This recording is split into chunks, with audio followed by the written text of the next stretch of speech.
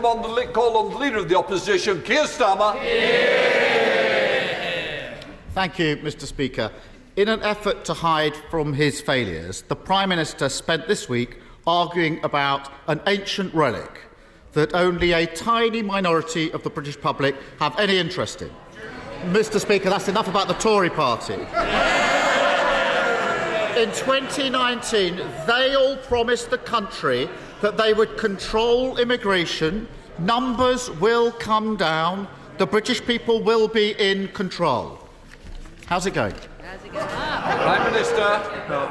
Mr. Speaker, let me be crystal clear. The levels of migration are far too high, and I'm determined to bring them back down to sustainable levels. That's why we've asked the Migration Advisory Council to review certain elements of the system. We're reviewing those findings and we'll bring forward next steps. But earlier this year, we announced the toughest action ever taken to reduce legal migration. The effects of that action are yet to be felt, but will impact 150,000 student dependents, and forecasts show that migration is likely to drop as a result. But all we've heard up until this moment from the Honourable Gentleman on this topic is a secret backroom deal with the EU that would see an additional 100,000 migrants here every year. Mr. Speaker, never mind the British Museum, it's the Prime Minister who's obviously lost his marbles.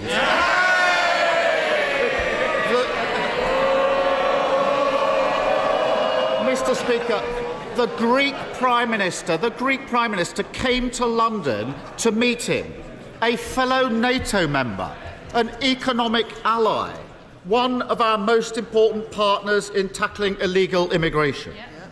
But instead of using that meeting to discuss those serious issues, he tried to humiliate him and cancelled at the last minute. Why such small politics, Prime Minister? Prime Minister. Mr. Speaker, of course, we're always happy to discuss important topics of substance with our allies, like tackling illegal migration or indeed strengthening our security. But when it was clear that the purpose of a meeting was not to discuss substantive issues for the future, but rather to grandstand and relitigate issues of the past, it wasn't appropriate. But furthermore,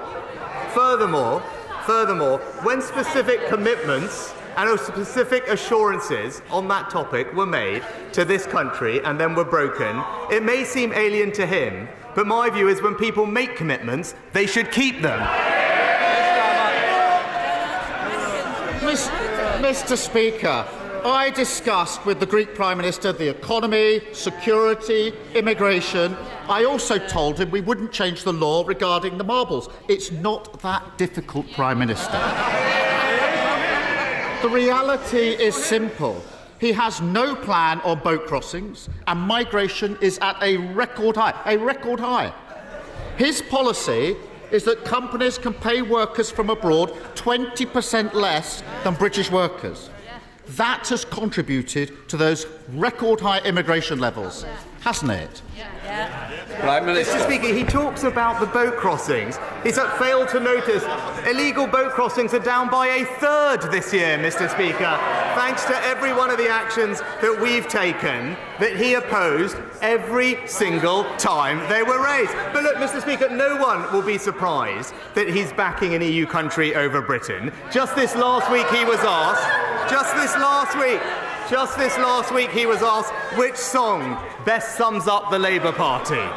What did he come up with? Well, Mr. Speaker, he showed his true colours and chose Ode to Joy, literally the anthem of the European Union. And he will back Brussels over Britain every single time.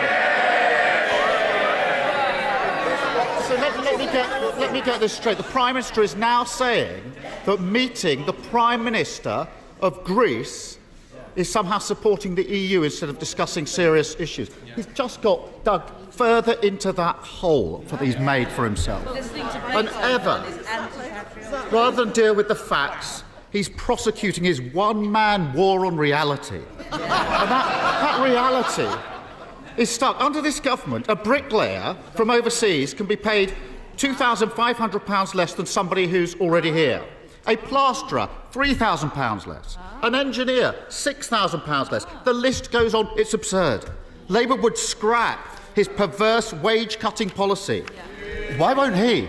Mr. Speaker, as I said, we have taken significant measures and will bring forward more. And indeed, as the ONS themselves said, more recent estimates indicate a slowing of immigration as a result of the things that we're doing. But I am surprised, Mr. Speaker, to hear him now taking this new position, because I've got a quote here from a pushy young shadow immigration minister who said, and I directly quote this person, he told this House that limits on skilled migrants are, and I quote, a form of economic vandalism. Who could possibly have taken such a bizarre position to only then U-turn? It will come as no surprise to anybody that it was him.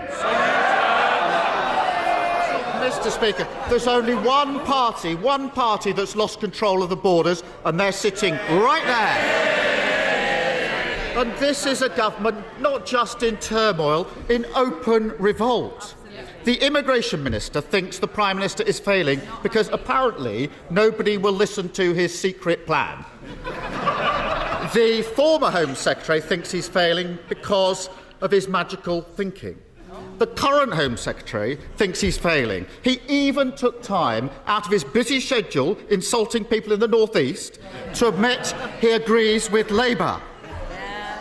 The Prime Minister seems to be the only person on the Tory benches without his own personal immigration plan. Clearly, his own side don't have any faith in him. Why should the public? Prime Minister. Mr. Speaker, it's really a bit rich to hear about this from someone who described all immigration law as racist, who literally said it was a mistake to control immigration. We have taken steps and we will take further steps, which is why recent estimates of immigration show that it's slowing. It's why next year the immigration health surcharge will increase by over 2/3. It's why immigration fees are going up by up to 35%. But, Mr. Speaker, one of his own members of his front bench said that having a target isn't sensible. Right? It's no surprise, Mr. Speaker, to have people like this, because this is the person, Mr. Speaker, while we're taking all these measures that he opposed, this is the person who stood on a platform and promised to defend free movement. On their watch, migration has just trebled and is giving the House a lecture about targets. He's lost in la-la land. There can be few experiences more haunting for the members opposite than hearing this Prime Minister claim that he's going to sort out a problem. First, he said he'd get the NHS waiting list down. They went up. Unabashed by that, he said he'd get control of immigration. It's gone up.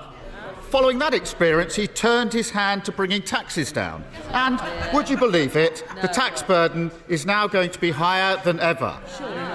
It is ironic that he's suddenly taken such a keen interest in Greek culture when he's clearly become the man with the reverse Midas touch. Everything he touches turns to... maybe the Home Secretary could help me out here. Rubbish. So will the Prime Minister do the country a favour? We'll have to check the tape again, Mr. Speaker, I think. So will the Prime Minister do the country a favour, warn us what he's planning next, so we can prepare ourselves for the disaster that will inevitably follow? Mr. Speaker, at the beginning of the year, we said, Mr. Speaker... Prime Minister. Mr. Speaker, at the beginning of the year, we said we would halve inflation, and this government has delivered, easing the burden on the cost of living for families everywhere. But we know his plans, Mr. Speaker, all the way through that. What did he do? Back inflationary pay rises. He talked about welfare, no controls for welfare, and borrowing £28 billion a year that would just make the situation worse. He mentioned tax, Mr. Speaker. Just this past week, we've delivered the biggest tax cuts since the 1980s for millions of people and businesses, increased pensions and benefits, and this week secured £30 billion of new investment for this country. So he can keep trying, Mr. Speaker, to talk... Can I just say to the Shadow Foreign Secretary... order! Just a little bit quieter, please. I want to hear